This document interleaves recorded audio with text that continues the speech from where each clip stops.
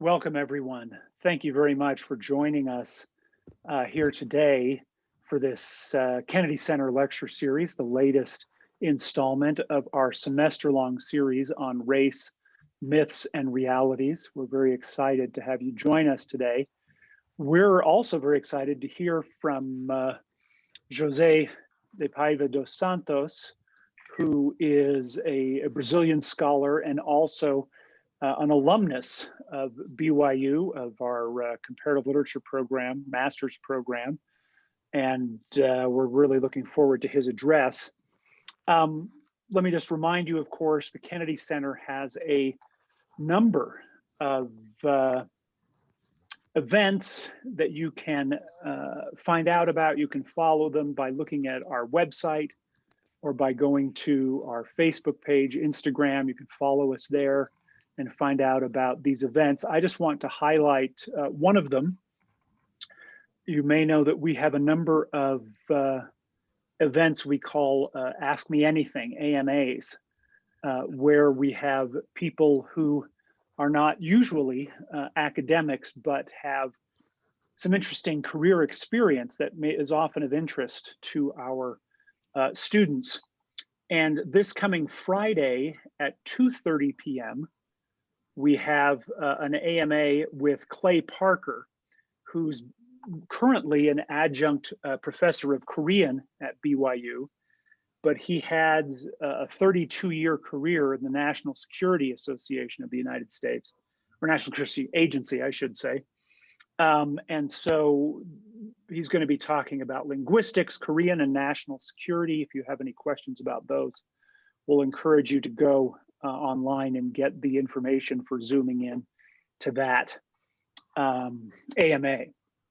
Well, we'll begin, as is our custom at BYU, with an opening prayer, which will be offered by Tiago Camargo, who is an international relations major from Sao Paulo, Brazil.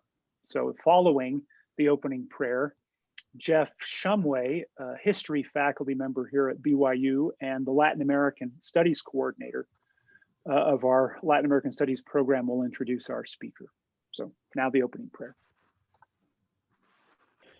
Nosso querido amado Pai Celestial, obrigado, Senhor, por esse ótimo dia, por a oportunidade de ouvir o irmão Santos a falar sobre o assunto dele, e te pedimos, Pai, que podemos ter o Espírito conosco, que podemos aprender e podemos ser elevados a ter novos conhecimentos. Te amamos, Pai, e a gente estamos gratos por a oportunidade de ter a oportunidade de crescer, ter sabedoria e ter o Evangelho em nossas vidas. E te pedimos, Pai, em nome de seu Filho amado Jesus Cristo. Amém.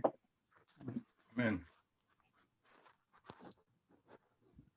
All right. Well, it's a pleasure for me to introduce Dr.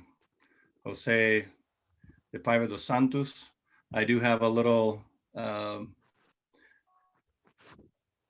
see if I can find my PowerPoint here. I have a slide or two.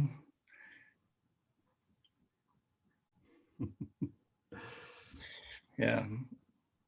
All right, give me 1 second. There we go. All right.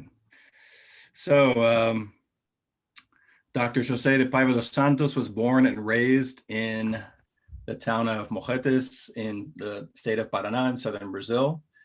Dr. dos Santos and I followed a similar path. If you're wondering why he's so wonderful, it's because he got his undergraduate at BYU Hawaii. And he actually lived with my family, my parents and my brother. That's José. José's sitting down, so don't think that he's not short. He's just sitting down in this picture.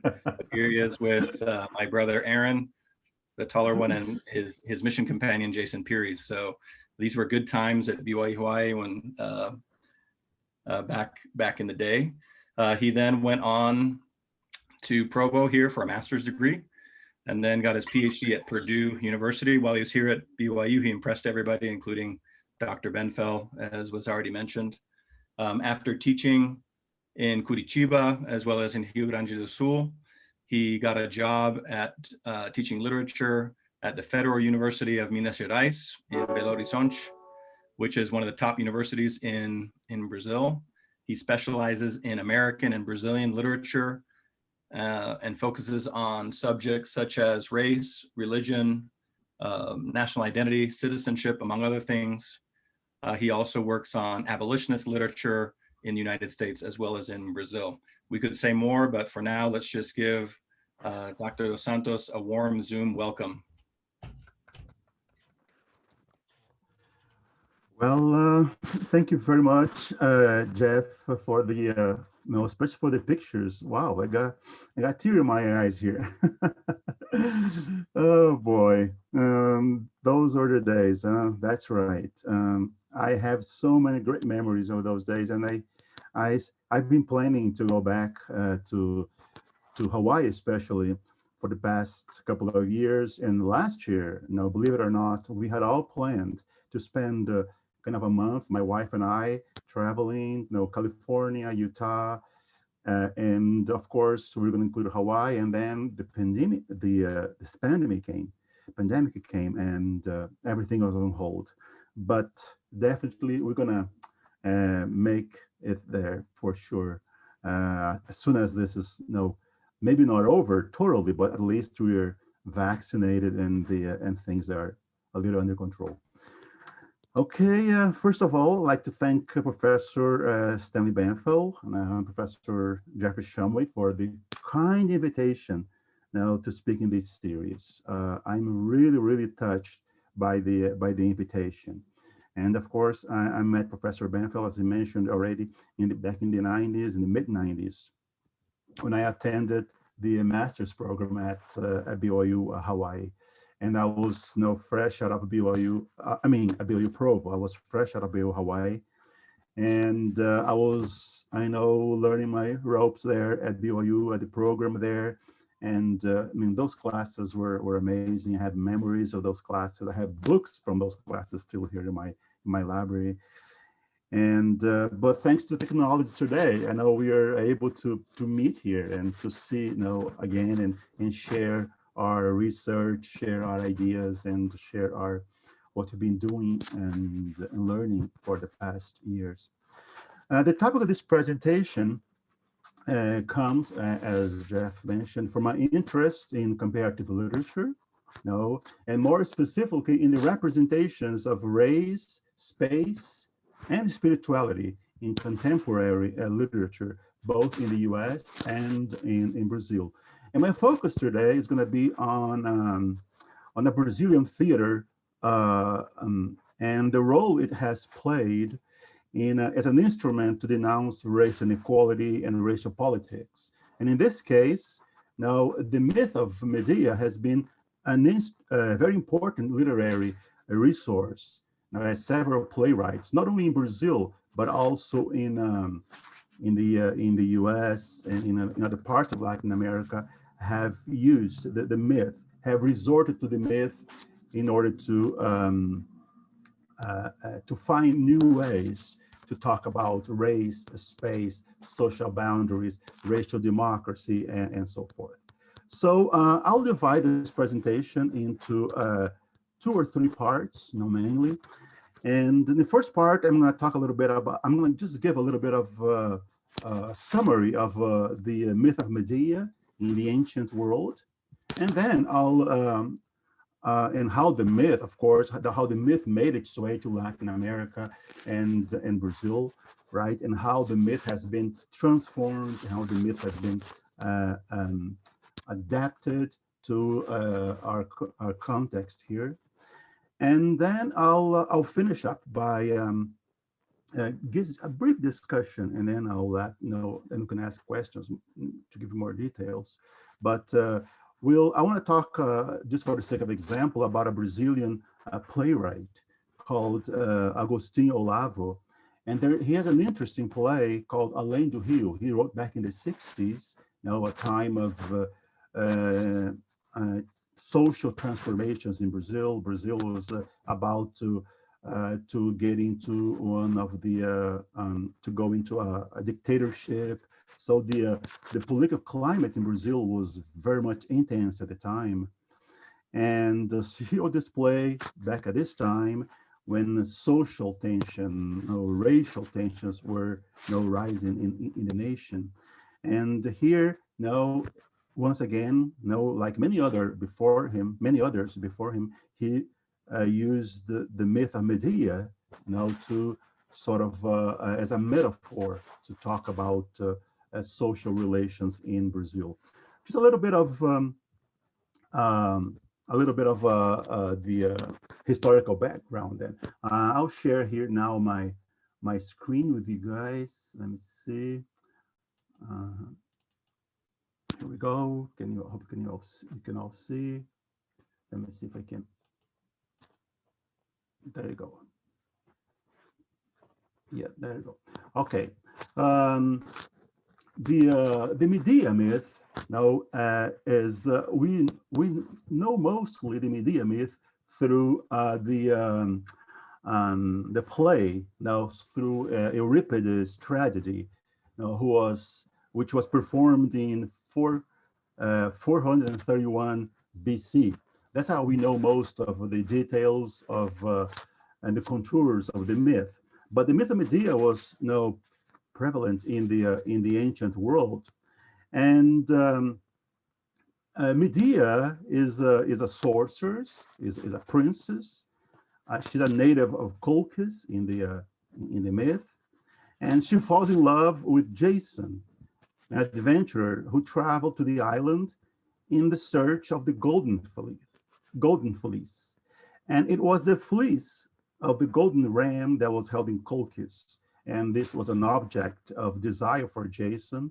And Jason organized an expedition in order to retrieve this object, this mythical symbol of authority and kingdom. And so he travels to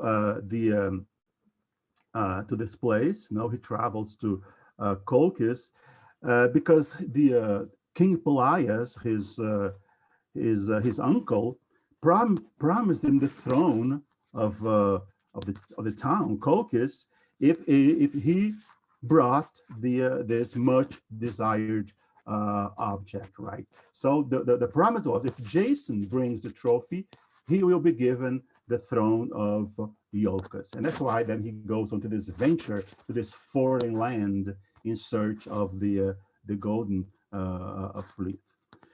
But when he arrives in Colchis, he finds out that he has several obstacles to overcome in order to obtain this much desired object, the golden fleece.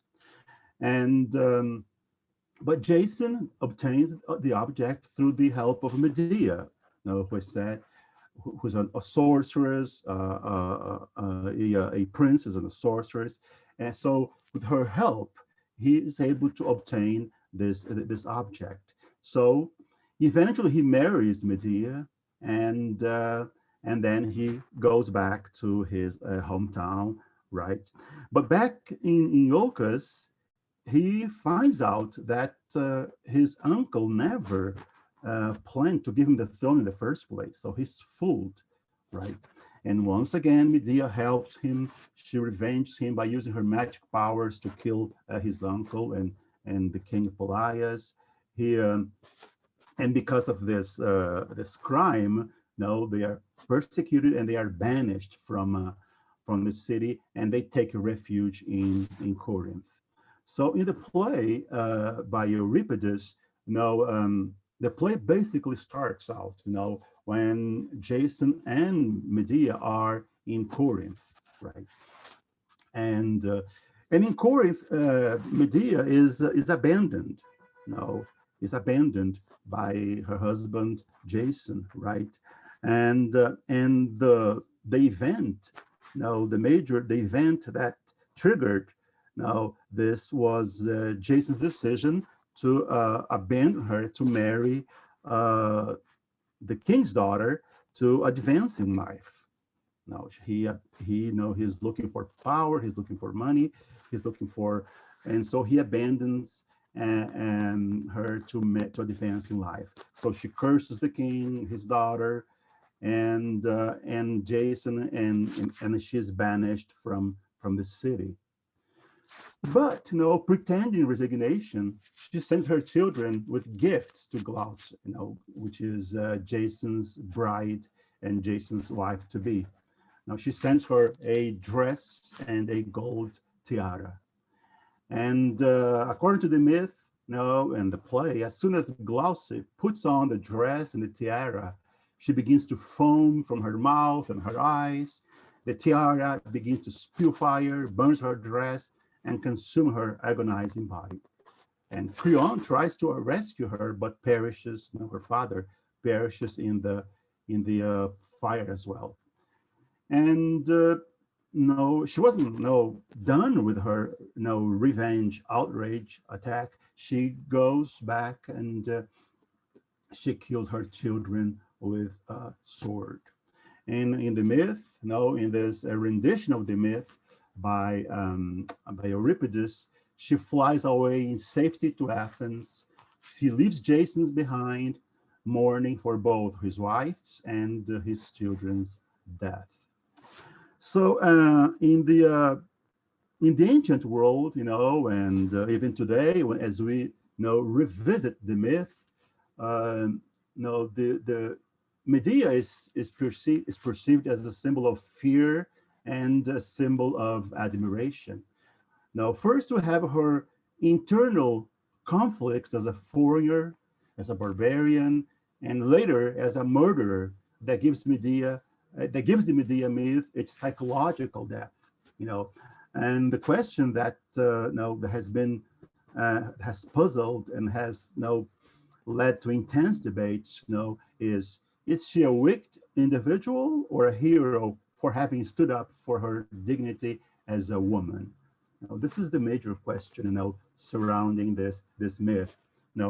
Is she a symbol of power, a symbol of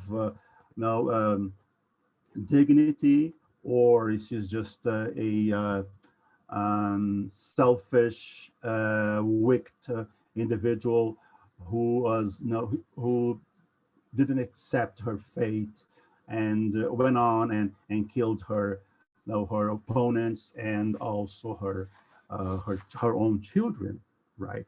So this the myth has sparked the imagination of generations of writers and playwrights and painters and of all sorts, and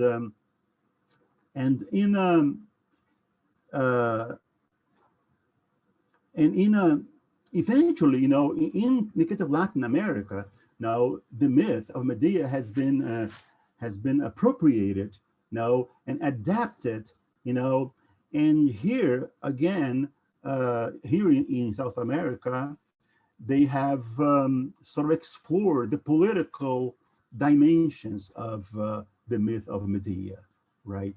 And eventually, of course, writers such as Agostinho Olavo that we're talking about has explored also, besides the political dimension, has explored also the racial dimensions of this myth, right? And that's why the myth has been so such a powerful source of inspiration.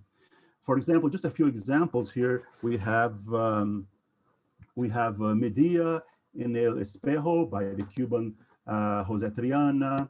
We have El Castillo Interior by the Puerto Rican Santa Liz. We have Medea de Mosquehua by the Argentinian El Salvanesti. We have in the U.S. we have the Mexican-American writer Cherry Moraga, who uses the play The Hungry Woman, a Mexican Medea. And here in this play, it's interesting that he interrogates the position of Chicanos and Chicanas in the United States, as well he addresses issues of cultural and sexual identity. And the Cuban writer in '97, Montenegro, has also used Medea as a source for his plays. So we see here in Latin America and how the myth has been such a powerful source of inspiration, especially its political and its social dimensions. Okay, in Brazil, the myth of Medea, of course, has also been used as as I said, right? And Brazil, there are four major adaptations of the myth, right?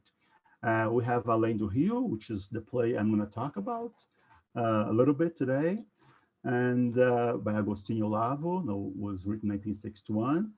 And we have Gota d'Água, by Chico Buarque de Holanda and Paulo Fontes in 1975.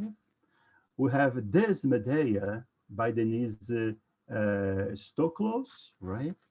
And we have Xeni, a Estrangeira in 2006 by José de Oliveira. This is an opera. So these are all different, especially Des Medea and Xeni, they use, of course, different resources. They use music, they use dance, they use different strategies, theatrical strategies to perform the myth in a Brazilian context, and in a context that talks about the struggles, the social and political struggles in the country, right? And so these are the four major adaptations that we have in Brazil so far. And Gota d'Água has been researched, and there's a lot of publications on Gota d'Água. And the other ones are less known, and there are fewer commentaries, but they are just as important as for our purposes here. One thing to have to keep in mind is that in Brazilian adaptations, what the authors reenact now from different perspectives is Medea's drama and the tragic ending in this context of socio-economic conditions of marginalized groups in Brazil. So in these adaptations, we have, of course, these Brazil's different socio-economic conditions for different groups, different strata of society. And so these plays, they all focus on gender relations, racial relations, among other issues as well. And in Olavo's adaptation, I think the most salient is, of course, the racial dimension of the myth when applied to our context here. I'll just give a brief description, a brief summary of the play, and here, and then we're going to draw some parallels with the myth of Medea, with the ancient myth, and then you're going to see right away how this adaptation now fits really well in the context of racial struggles, and in the context of the struggle for racial equality in Brazil, and especially after the end of the dictatorship period in the country. In this play, Medea, Além do Rio Medea, which is beyond the river Medea, we have Jazão, instead of Jason, we have Jazão. Jazão is a trader who travels to Africa, not in search of an amulet, but in search of slaves to feed a growing market eager for free labor in the Americas. In Africa, he meets Jinga, an African queen and sorcerer, whose love he gains, and then becomes his aide in the capture of blacks to be enslaved. And this is akin now to Medea's murder of her family members in the Euripides version, of course. And once in Brazil, she betrays her cultural traditions by getting baptized in the Catholic Church, a common practice during the slave period, and receiving a new name, Medea, and thereby leaving behind her African name, Jinga. And in the process, she also abandons her religious beliefs, her mother tongue, and her divination practices. When she marries Jazão, of course, she marries him unofficially, because she was black and Jazão was white. And with Jazão, she has two children who show no physical traits of African heritage, of African lineage. And in the new land, she lives on an isolated island, separated from the white community and rejected from her own, by her own compatriots, who have her as a traitor and as an assimilationist. And similar to Euripides Medea, she's never fully integrated in the community. So in the play, now she comes, she marries Jason, but the marriage is unofficial. So she's never accepted as a member of the community because of her color and because of her origins. She remains African, even though she gets baptized in the Catholic Church and her name is changed to Medea. The plays, the denouement follows closely Euripides' tragedy as well. The reversal, the tragical reversal, begins when Jazão, out of ambition for social mobility, very much similar to Jason back in Corinth, he decides to marry the daughter of a rich landowner, Creontes, and abandons Medea to her fate. And to make matters worse, she cannot even remain on the island, the place she has been living since she arrived and believes it's her home. Creonte makes it clear that she's no longer wanted around. She's actually a menace because of her knowledge of African magic.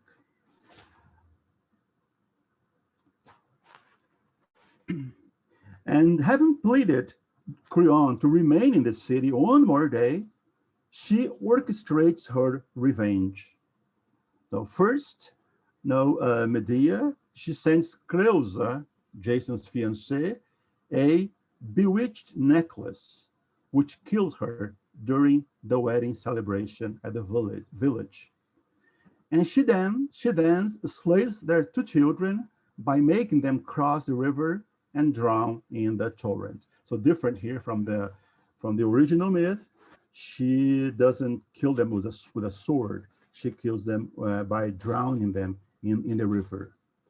And the play ends with Jazão cursing her for the death of his children and his future wife and commanding her to leave the island.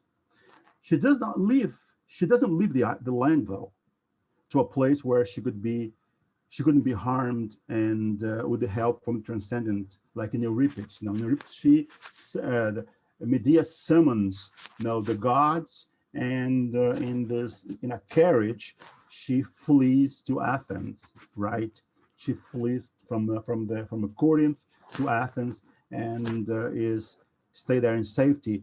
Here in the play, Medea doesn't have the choice to leave. She can't leave anymore.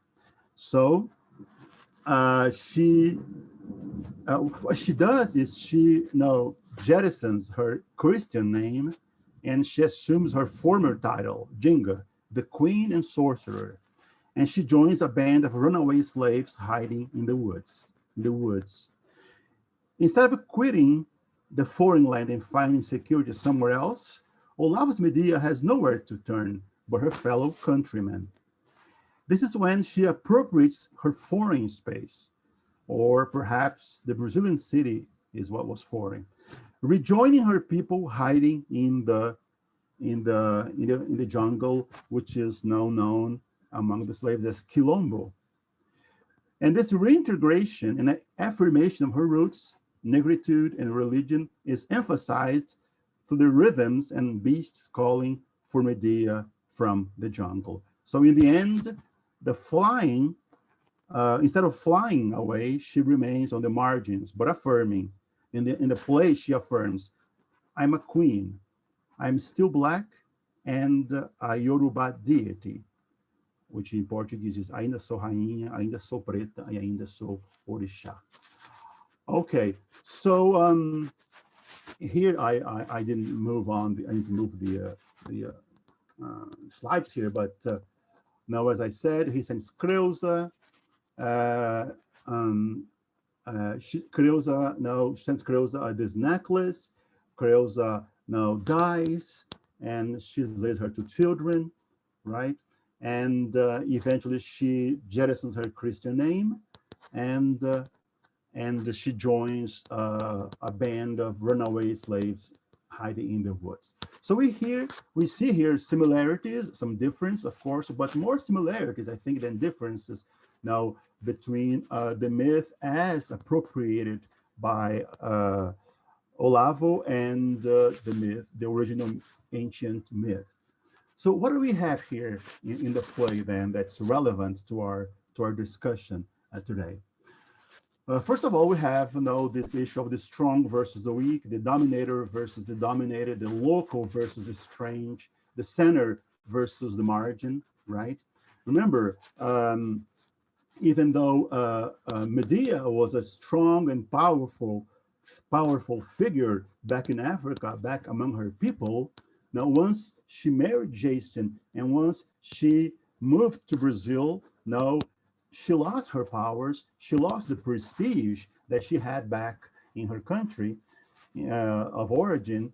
And once she gets baptized in the Catholic Church, now she becomes even weaker because now she doesn't have her name and she's forbidden to use her language and her cultural and religious beliefs, right? So we have here a symbol of disenfranchisement, I would say. Now she goes from a powerful individual to a powerless, dominated individual. This is an important issue to discuss, to keep in mind as we talk about the play. And just to go back to some of those other plays that I mentioned, now these issues, of course, pop up in those plays as well. And of course, the play also embraces Portuguese folklore and African traditions. Now, puts them side by side. No, but in the play, now Portuguese folklore is taken to a level of sophistication, a level of a civilization that doesn't exist, in the African traditions. So once again, Medea is demonized now as soon as she reaches Brazil, and as soon as she reaches Brazil and moves to the island. And an important point as well, that after the betrayal, after the act of revenge and so forth, important to remember is the rupture of all ties with Jason's culture when she joins the Colombo, the slaves' hideaway in the jungle. It's interesting here that since the very beginning, there's this tension between the jungle, between the group of runaway slaves in the jungle who beat the drums daily, calling her queen, calling their queen, calling her. And there's, on the other hand, Jason's Catholic, mainstream white culture calling her. So she's caught in between, but she remains in an island as well. So she's isolated there. And it's only when she breaks all ties with Jason's culture, even in the most horrendous way, right? By killing the children, killing his wife-to-be, and in the process, her father dies as well. After this horrendous act, then she is able to go back she's banished forever from the city, and she joins the slaves' hideaway. So this is very symbolic, in this this appropriation of the myth. Another issue as well, we have this, as I mentioned, the barbarian versus the civilized, right? The barbarian, as the jungle, as the island where she remains, right? And even on the island, she's never able to get rid of all these stereotypes associated with her cultural background. Even her other blacks, slaves, who lived in the area didn't like her because they were afraid of her powers. They were afraid of her, yes, mainly of her powers, and especially because, of course, they were her powers, her background was demonized by mainstream culture. And eventually, as she moves to this other space, we have Medea. Once she gets back her old name, Jinga, and she moves to the jungle, she creates an alternative space. And this is an important issue to talk about. And these are alternative spaces where she's able to perform her blackness, she's able to perform her beliefs, right? Even though, of course, they remain separated, from the rest of the country, right? So once again, we have the island as social isolation, the jungle as social isolation. But the jungle is a site of resignification. They resignify the jungle, and it becomes a source of power. Now, as we know, the quilombos became sources of power for runaway blacks, source of security, source of protection for blacks who were escaping the atrocities of slavery in the plantations all over Brazil, right? Another detail which is interesting to comment on is the bridge when Medea was on the island, still married to Jason. Her only connection to the main city was the bridge, right? So even though she had this connection with the bridge, she wasn't able to cross. She wasn't allowed to cross the bridge, because of her background and so forth. So she had children and so forth, but the children were more white than blacks, so they stayed with Jason, with Jazão. And after she was banished, she had to quit the island and she moved to the jungle. So she was never, so very much like the Medea in the ancient myth, she was never fully integrated in the community, even though she married a Brazilian, even though she married a white person, right? And to sum up, then, what we see here in Além do Rio is that the playwright Agostinho Olavo, he takes something distant and foreign, in this case, the world of Greek myth and tragedies, and he sets it in a familiar terrain, employing indigenous elements. And by doing so, he defamiliarizes and he confronts the local. And in the process, he reveals the discourses, the ideologies, the apparatuses that have categorized, marginalized, and controlled and relegated Afro-Brazilians to the margins of Brazilian society, right?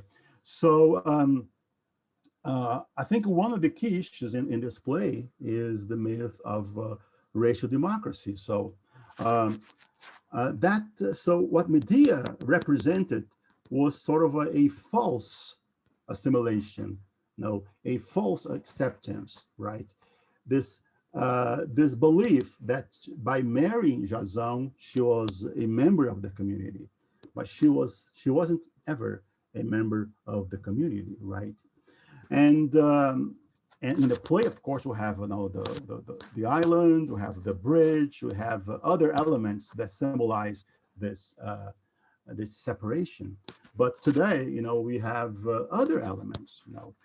We live in Brazil, unfortunately, maybe not so much today as groups have come forth and to attack structural racism that prevails all over our institutions. And but until recently, there was this belief in a sort of a racial democracy here that was different from the US, different from South Africa, where there was segregation and blacks were were prevented legally from participating in the political dimension of the country. So in Brazil, there was this belief for very long, and these plays have been denouncing this myth for quite a long time. And I think it's been kind of in the last decades, or perhaps in the last 15 years or so, maybe in 21st century, I should say, that this myth has been questioned, right? And that's why this play is so relevant today still, right?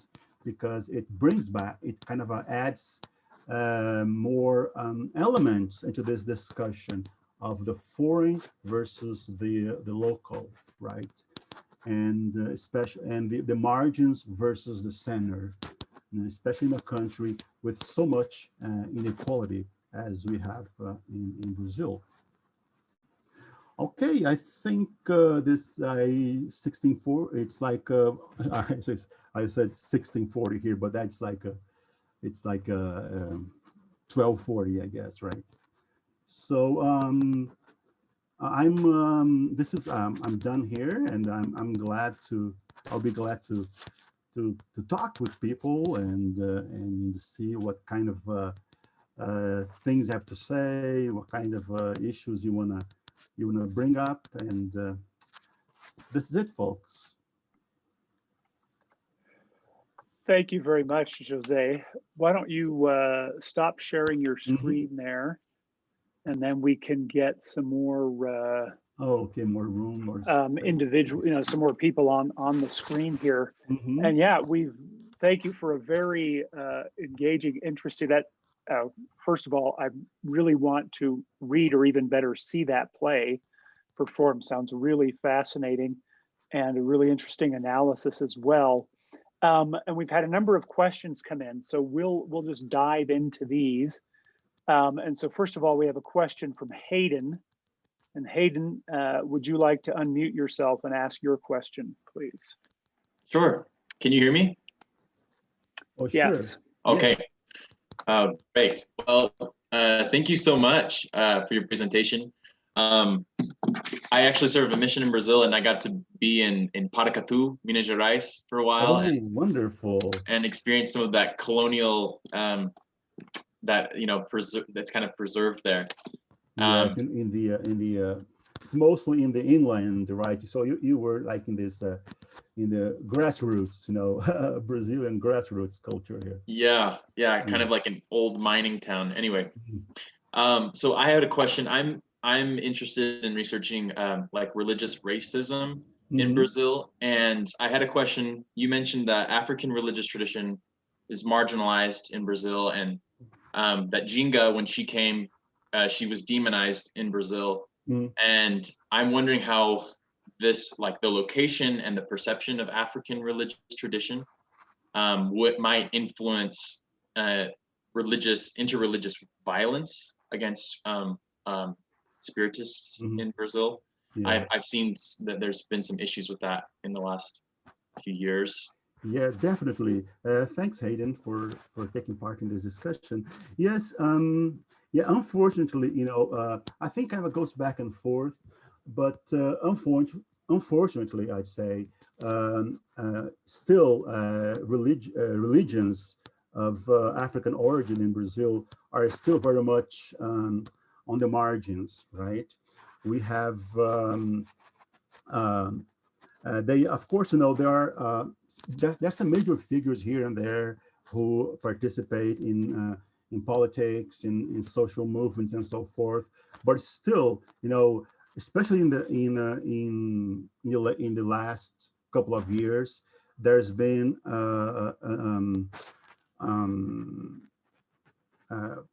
persecution has grown, and attacks, full attacks against religions of African descent have taken place everywhere in the nation.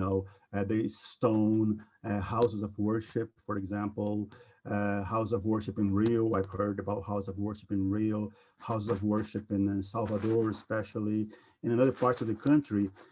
So religious tolerance, unfortunately, is still far away from the the picture here from happening in Brazil, and especially now with our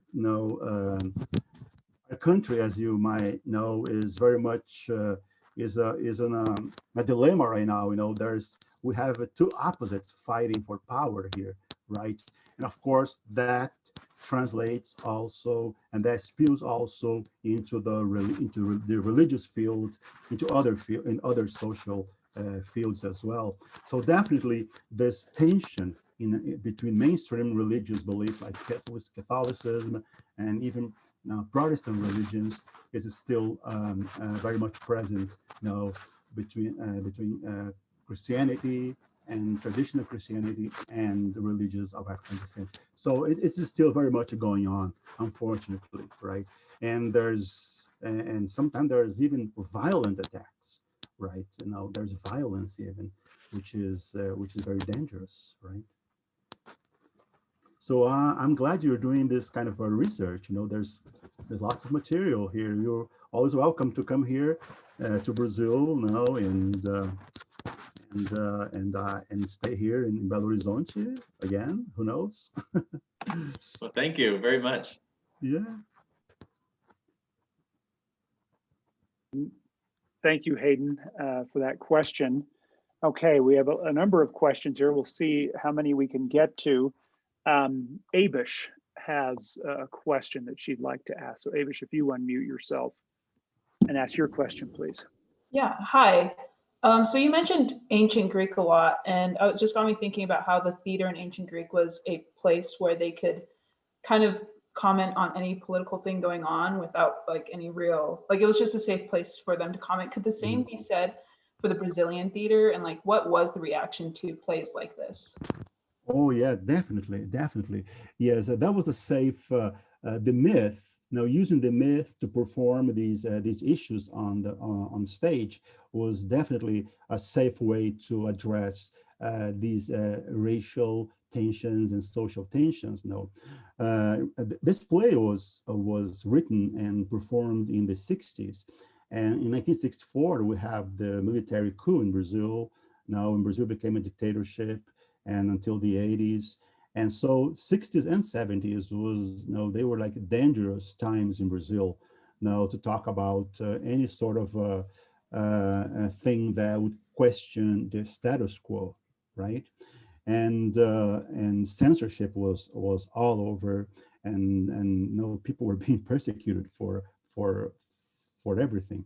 So yeah, so the myth, using the myth was a kind of a way of saying, look, we're talking about the myth. It's an adaptation of the myth and so forth to our context here, right? So this was definitely, as you said, a way to talk about political issues, no sensitive issues without openly attacking the system, even though they were doing it. Yeah, that was definitely a strategy. Thanks, Abish. Thank you. Yes, thanks very much, Abish. Interesting question here. Now, we have another question by Daisy. So Daisy, if you unmute yourself and ask your question, please. Yeah, first of all, thank you so much. Your work is amazing. I love hearing about work being done on the power of narratives. So I'm just thinking about applying Além do Rio to modern day times. And I was wondering what your opinion was. If it would be a stretch to compare the jungle from Além do Rio to modern day favelas in Brazil. I don't know what you think about that. No, not at all. Actually, the other play that I mentioned here, Gota d'Água, is kind of talks about this play is more urban in terms of the setting, right? And the play is, of course, this the tension, between the center and the margins, right? And when we talk about Brazilian modern times in Brazil, of course, the favelas come into place. So once again, so what happened in Brazil, now what the play does is the play brings, Medea was never fully accepted, so she moves to the margins.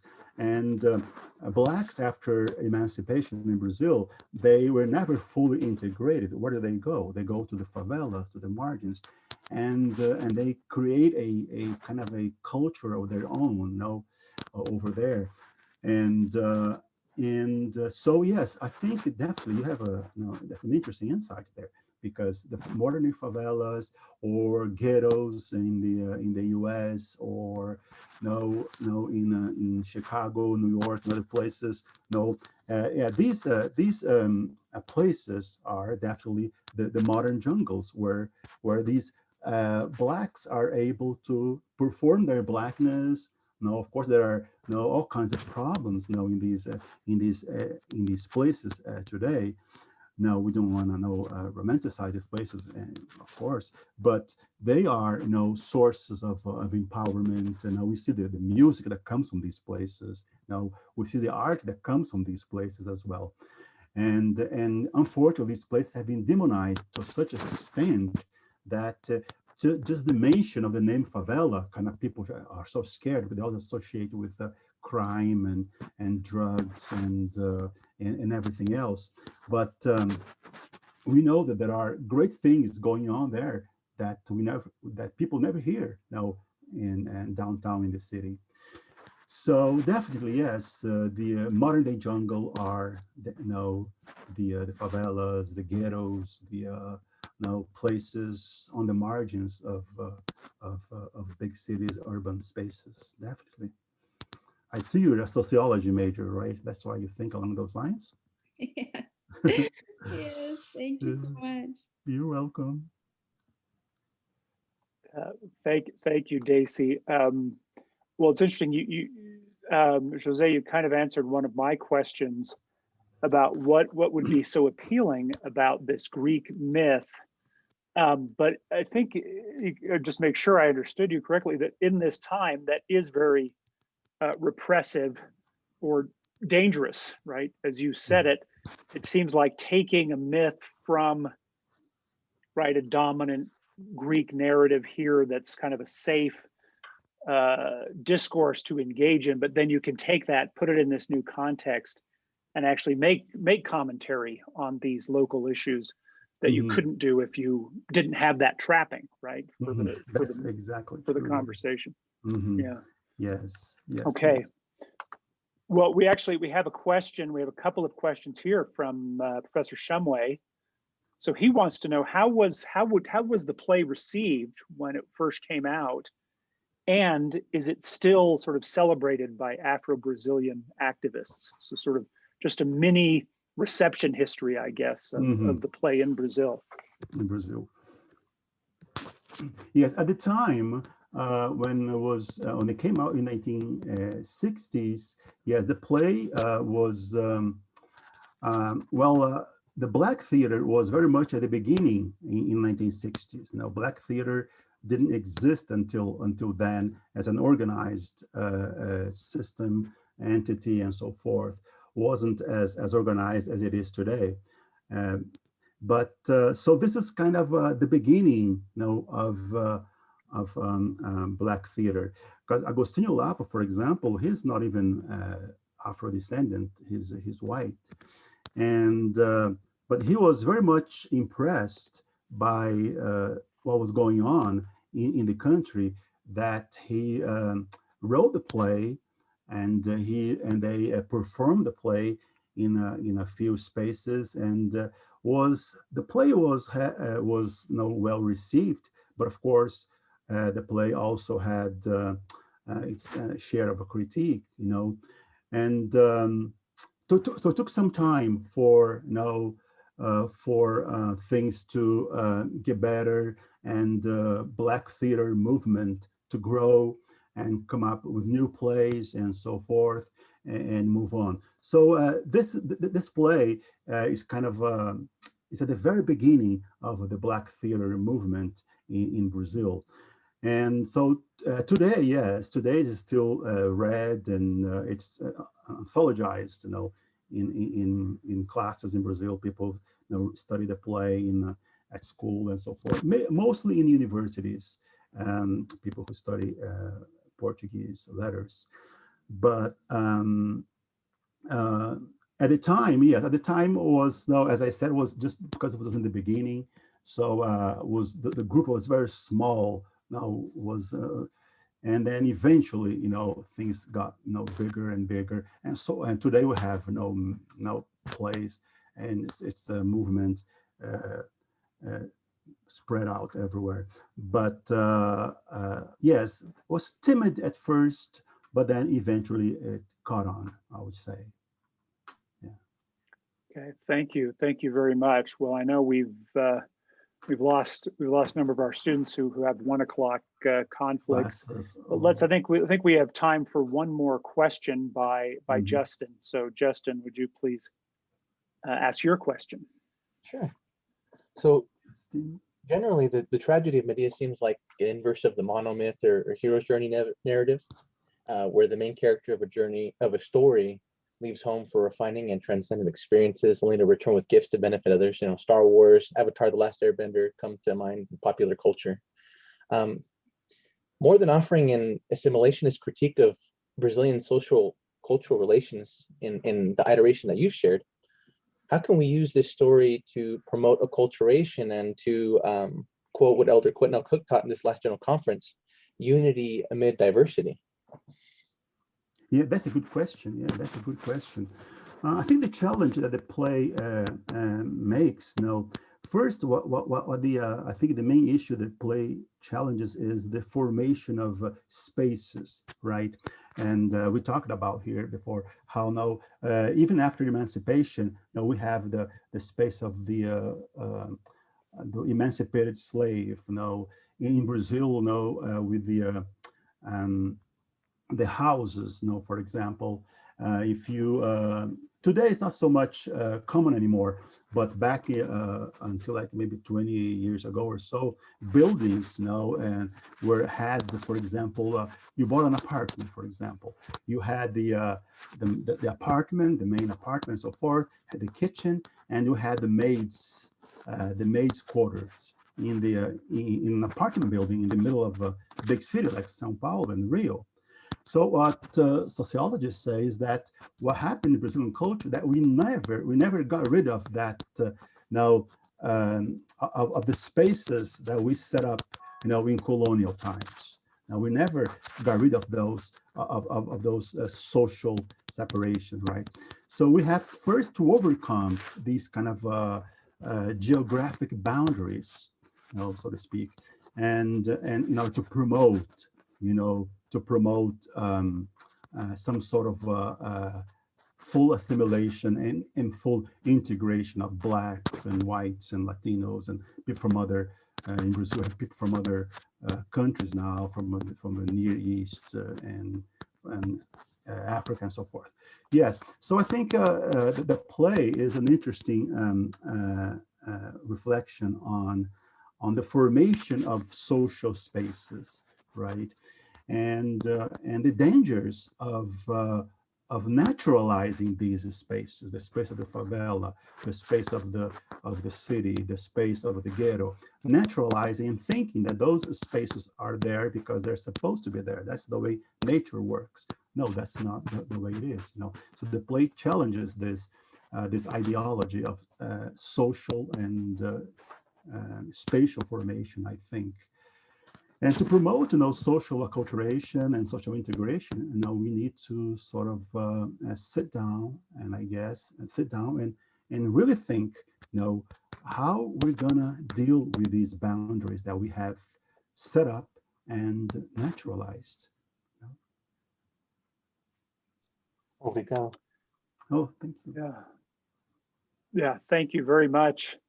Jose, this was a pleasure. I'm going to end with a little story that I don't think I've ever told Jose. For back when he was a master's student many years ago, and I was a very new faculty member And I still remember his master's, his oral exam for his master's, when, you know, you're just sort of peppered with all these questions from everything you've studied over 2 years.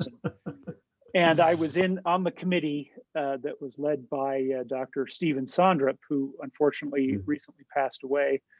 But he was, oh yeah, I thought I had told you, I'm sorry to tell you in this context, but he, anyway, he was famously tough, right, on students and very demanding. And I remember at the end of the Q&A period where we had peppered him and then invited him to leave. So then we discussed about how the candidate did and if he should pass and so on. And so Jose leaves the room, and Stephen looks up at us and just says, "That was stunning." So so he did really well there. And of course you could see here, I think, with that really interesting analysis and wide-ranging applications of this, you know, what we can learn from this play. So if you were here, Jose, we would have a very rousing applause for you, but we'll just have a Zoom applause here, appreciation for a really interesting, engaging presentation and a Q&A period. So thank you again. Hopefully, yeah, as you say, after the pandemic, we can welcome you back to campus again. We appreciate it. Thank you very much. Thank you all. Thank you for this opportunity, and I'm really, really, really, honored to speak in such an event, and a major event, a great event such as this, and my wonderful BYU.